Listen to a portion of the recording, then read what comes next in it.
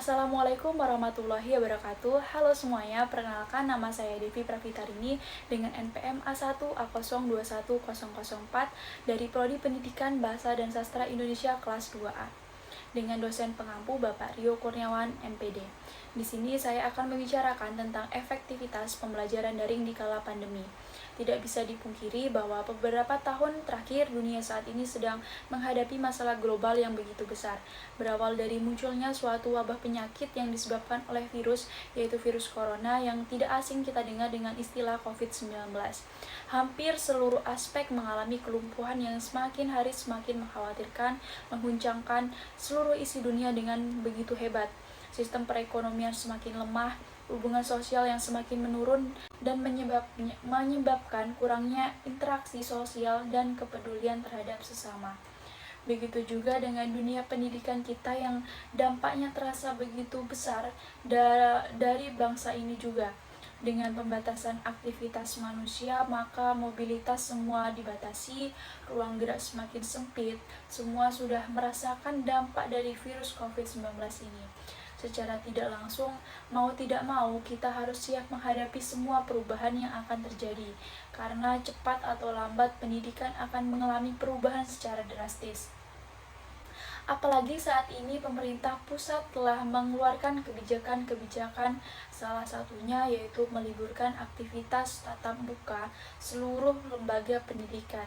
Hal ini dilakukan sebagai upaya untuk mencegah penularan COVID-19 dan tentunya ini berdampak besar pada perkembangan pendidikan anak yang saat ini harus dituntut untuk belajar secara mandiri, yaitu belajar secara daring. Pembelajaran daring menjadi tantangan bagi dunia pendidikan dengan situasi Indonesia saat ini yang memiliki ribuan pulau. Bagaimana teknologi dapat digunakan, bagaimana penyediaan akses internet pada daerah-daerah terpencil yang notabene-nya jaringan internet pun tidak bisa masuk. Ini tantangan besar bagi semua pihak.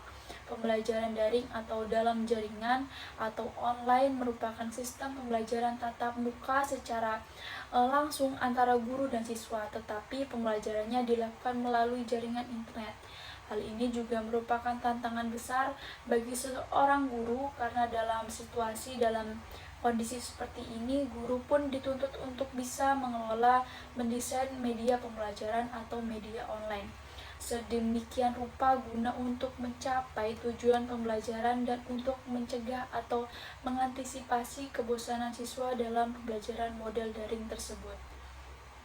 Bukan hanya itu saja, dalam penerapan belajar online ini, tidak sedikit siswa yang mengalami kesulitan dalam belajar yang dipicu oleh beberapa faktor.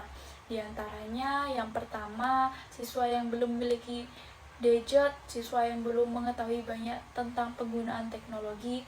Kasus ini banyak terjadi pada siswa tingkat SD dan TK. Selain itu, masalah utama yang dialami adalah jaringan internet yang tidak memadai. Hal ini merupakan tantangan besar bagi siswa dan tak terkecuali bagi orang tua, karena orang tualah yang dituntut untuk mendampingi siswa dalam proses belajar online tersebut. Realitinya yang ada juga tidak sedikit orang tua yang tidak paham mengenai penggunaan teknologi. Jelas ini akan menghambat keefektivitas dari pembelajaran daring tersebut. Pandemi COVID-19 telah memberikan gambaran atas keberlangsungan dunia pendidikan di masa depan melalui bantuan teknologi. Namun menurut saya teknologi atau pembelajaran online tidak akan pernah bisa efektif karena teknologi tetap tidak akan menggantikan peran seorang guru, sebab edukasi bukan hanya sekedar memperoleh pengetahuan tetapi juga tentang nilai, kerjasama, serta kompetensi. Sementara di dalam pembelajaran daring, interaksi fisik antara guru dan siswa sangat kurang karena dalam pembelajaran daring siswa hanya diberikan tugas melalui via WhatsApp. Kebanyakan siswa kesulitan dalam mengerjakan tugas karena tugas yang diberikan tanpa penjelasan materi terlebih dahulu. Sedangkan tugas yang diberikan sangat banyak dan waktu pengerjaannya sangat singkat. Akibat kurangnya interaksi antara guru dan siswa, otomatis berkuranglah interaksi nilai-nilai karakter yang semestinya harus ditanamkan seorang guru ke dalam diri siswa. Ini akan mengakibatkan degradasi moral pada anak atau siswa tersebut. Pembelajaran secara daring memang unggul dalam flexibility, waktu dan tempat, bisa dari mana saja dan kapan saja, namun bukan berarti tanpa kelemahan, misalnya cepat lelah, cepat capek, kurang induktif, kurang efektif, kurang kontekstual, tidak bisa utuh, interaksi semu, dan terutama sulit untuk menjangkau implementasi PPK, penguatan pendidikan karakter bagi pembelajaran. Dan permasalahan yang sering terjadi juga bukan hanya pada sistem pembelajarannya saja, akan tetapi ketersediaan kuota yang membutuhkan biaya yang cukup tinggi harganya bagi siswa dan guru guna untuk memfasilitasi penggunaan pembelajaran daring tersebut. Kuota yang diberikan untuk kebutuhan internet menjadi melonjak dan banyak di antara siswa menyebabkan orang tua siswa yang tidak siap untuk menambah anggaran dalam penyediaan jaringan internet. Sedangkan bagaimana dengan orang tua yang mereka yang memiliki penghasilan rendah atau dari kalangan menengah ke bawah atau kurang mampu, hingga akhirnya hal ini menyebabkan beban berat bagi orang tua yang ingin melihat anaknya untuk terus mengikuti pembelajaran daring tersebut.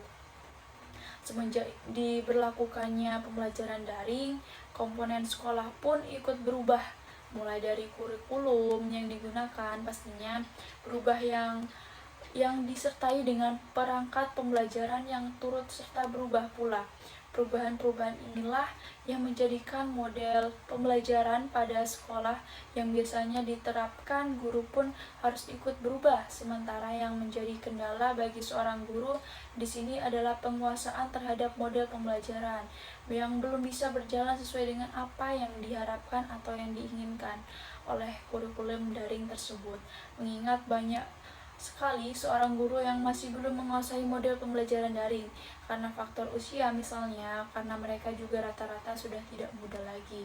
Dalam pembelajaran daring, penting untuk ditambah pesan-pesan edukatif kepada orang tua dan para peserta didik tentang wabah pandemi COVID-19.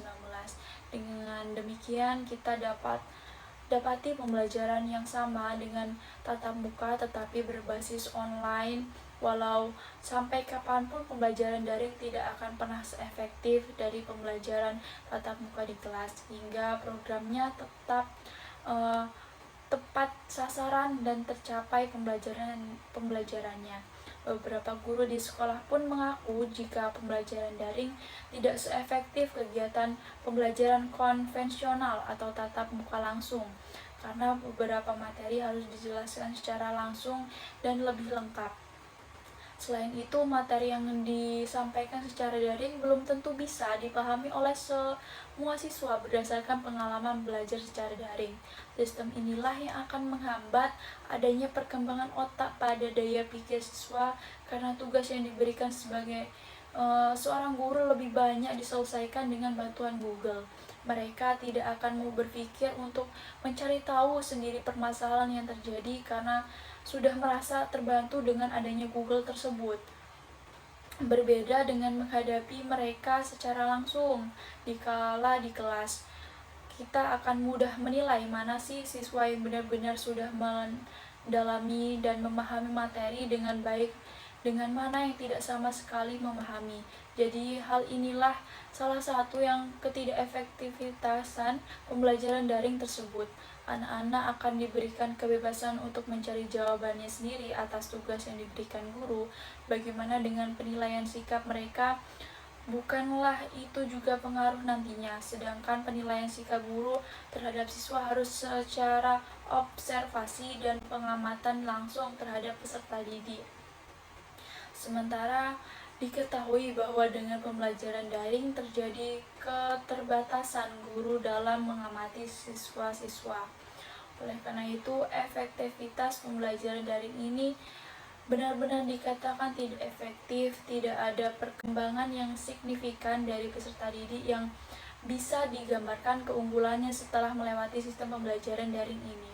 Solusi yang harus dilakukan oleh pemerintah jika pembelajaran daring ini tetap dilaksanakan adalah menjamin adanya keberadaan kuota gratis bagi peserta didik dan guru, menjamin jaringan untuk tetap stabil, dan memberikan ruang gerak bebas untuk guru mengkreasikan model pembelajaran sesuai dengan kemampuan guru tersebut.